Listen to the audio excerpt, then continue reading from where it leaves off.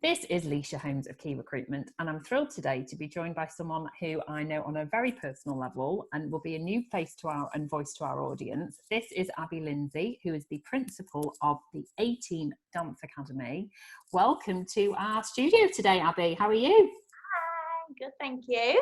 Oh, it's very, very wonderful that you've decided to join us today. So the connection is that my youngest daughter, Lilia, has danced with you for a very long time, and I've sat and marvelled at you as a parent at how you have ensured you've kept her connected when we've been forced into lockdowns.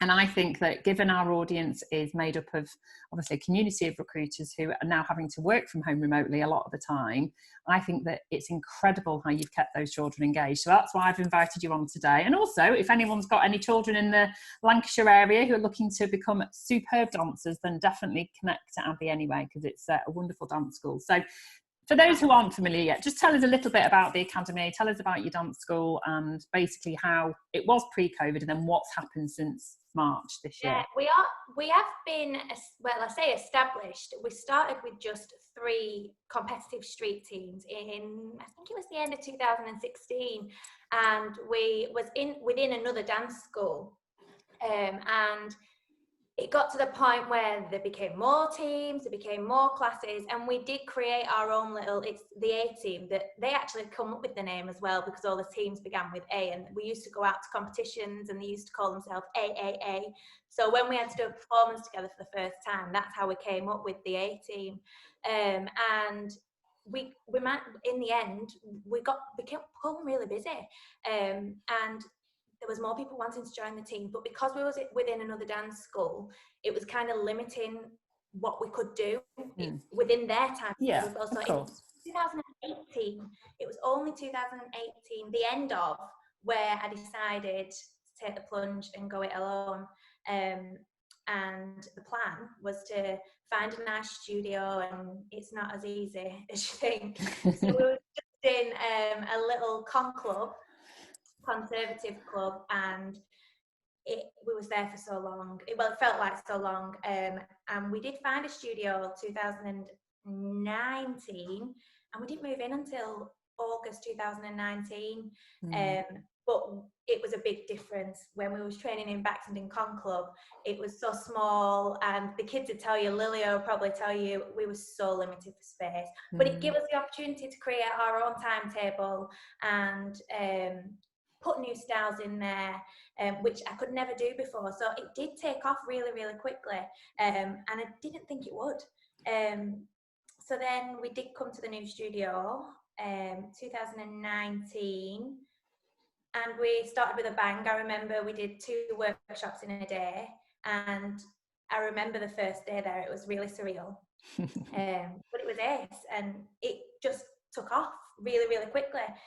So really in that short space of time, where before COVID hit, it was the busiest we've ever been. We have new teachers, so many new children. So give us an idea of numbers then. So when I think about those days in the Con Club, which, you know, I look back and think, I don't know how you fit anybody in there. The ceiling height was so low. I don't know how anyone did any of those tricks. Yeah. One of the teams, actually, Lilia's team, Atomic, before we moved to the Con Club, they had a lift at the end of their set, and we had to take that out because we couldn't practice it. But it was so small, but the name did get about there, so I am grateful for that start-up. And I remember it being so busy, and then we had to duplicate the classes. And when we actually moved into the big studio, we had more room, so we could fit so many more people in, so many more classes. And I remember our exams and the presentation numbers were looking like over 100 kids. That's amazing. It was, and I'm not very good at counting all this up, but yeah, it does differ. But even now, we are still getting interest. So, you know, the name is out there, but it's just obviously with COVID. So obviously you're classed as an indoor gym. So you've been locked down for lockdown 2.0, which obviously is one of the greatest bad decisions of advice, where it should be about keeping physically fit, but we'll park our political opinions for a short time. So how has it impacted you? What have you actually done to ensure that you still remain open as a dance school? the first time was 10 million times harder, because it was thrown on us and it was so new to everybody. I think the first time we got locked down, I actually remember the last session that we had on Thursday, and the kids was all actually really excited because they thought they was going to be off school for so long, and they was like, oh, we're going to have a few weeks off. And deep down, I was a little bit excited that I got a break from work for a couple of weeks. Little did we know it'd go on for so long.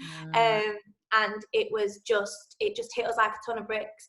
I remember going into a few dance schools that we know are all quite close, and we all share ideas. And I met up with 2 teachers before we had to social distance, before we all had to close. I think it was that week of when we was like, what are we going to do if we have to?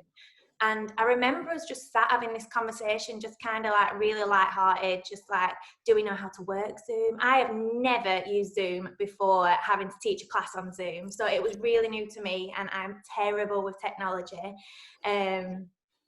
But we kind of just spoke it out, and I didn't think anything of it. It didn't feel real. So when lockdown did actually hit, I don't think I set up Zoom straight away. I think it was within the week after. I gave myself time.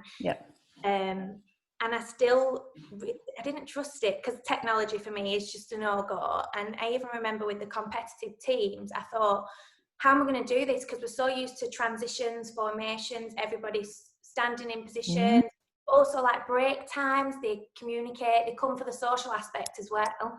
And so for the teams, I decided to send them pre-recorded videos, what they had to then do the tasks and send them back to me. Now I know that failed, and that was a terrible idea, and Zoom was definitely the better option. But at the time, I just we didn't know. So do you think if you think about it, is that because at the time they were having to probably homeschool, were they disconnected from it? Or is that because actually what you've said there is that the interaction needs to be live, they need to be there with you? I don't think I quite realised how much of a social aspect the dance classes are until we had to stop. And I think for the younger ones, it was 10 million times easier, especially for parents as well. It gives kids something for them to do. And I did put all them classes on Zoom, the fun classes, and they were really busy. That was fine. But the older ones, it was really, really hard. And it's hard not to take it personal as well, because I was like, if they didn't send me a task, I'd be like, why? It really, really gave everything in the studio, and then it was just nothing. And I did try all sorts trying to get them engaged, and it was only at the very end of the lockdown that I did decide to put them on Zoom, and it worked. So this time round, I know no pre-recorded videos. Okay. It's not great. Kids don't, like you said, with the social interaction, they do need that, and it's not the same, because you do have to have them muted quite a lot of the time, or else there's just so much too much noise. Yeah, there's a lot to be said for that with adults as well, I have to tell you. It is, and it's not how you plan to teach a dance class, but it's what you've got to do to keep the business going. So I don't really have any other choice. But we did other things as well, like I remember in the first lockdown more so, we did I remember Friday night quizzes, and we'd go on Instagram Live just to try and keep them engaged. The TikToks, the good old TikTok, what kids love. We have our own page, and we just used to put up a dance, and kids would copy. Do a challenge. Yeah, just stuff like that really. But I had to really push advertising and just try and keep everybody interested. But there were kids, and some of the kids that are at every single class that just lost the love for it. It was gutting. It's changed now once they've come back, and they've obviously come back, and obviously you got your studio totally COVID safe. It was the temperature on entry, you had to wear a mask to get through.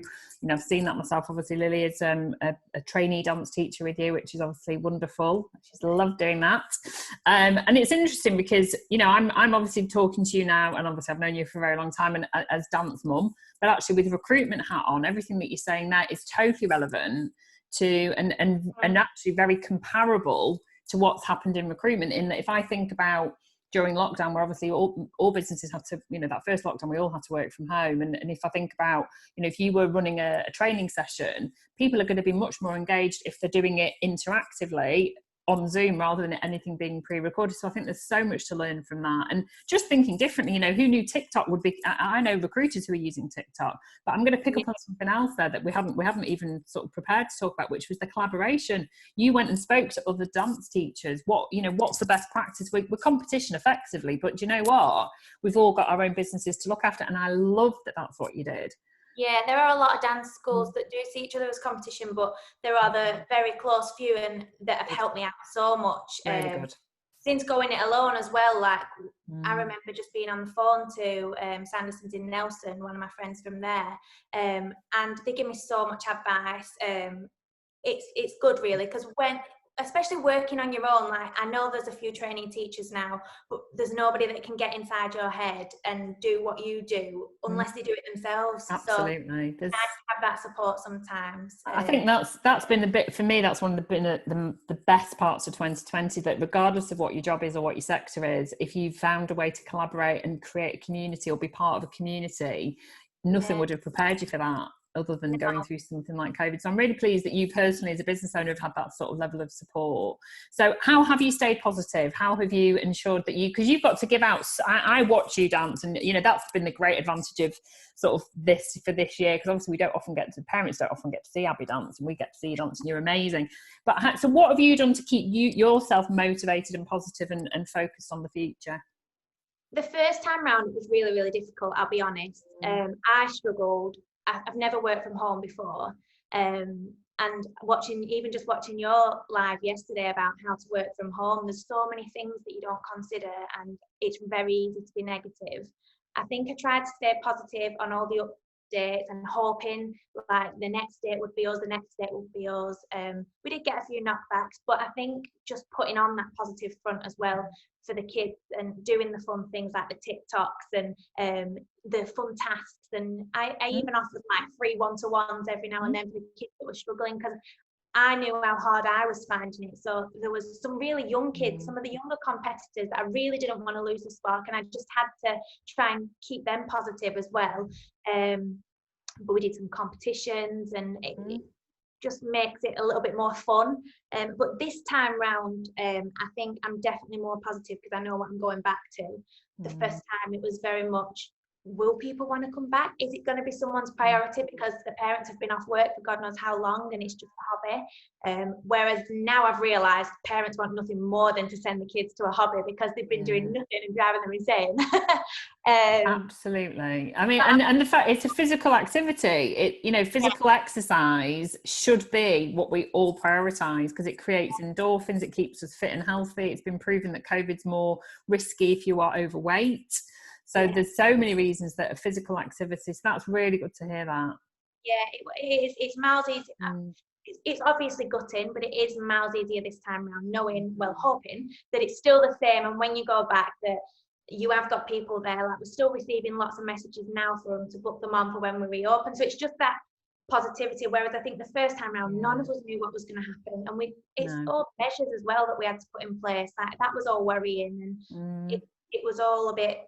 But you've done it once now, so and I think that's a massive big. Everybody will be nodding that's listening to this, thinking, you know what, nothing will ever be as sort of severe as that first lockdown on March the 23rd, where nobody knew how long it was going to be for. Really, we all knew it wasn't going to be 3 weeks, and it was just this devastating sort of. We fell off a cliff edge. Whereas now, even if we have to go into a third lockdown in the new year, who knows? Now that you can pivot quickly, you can get everybody back online.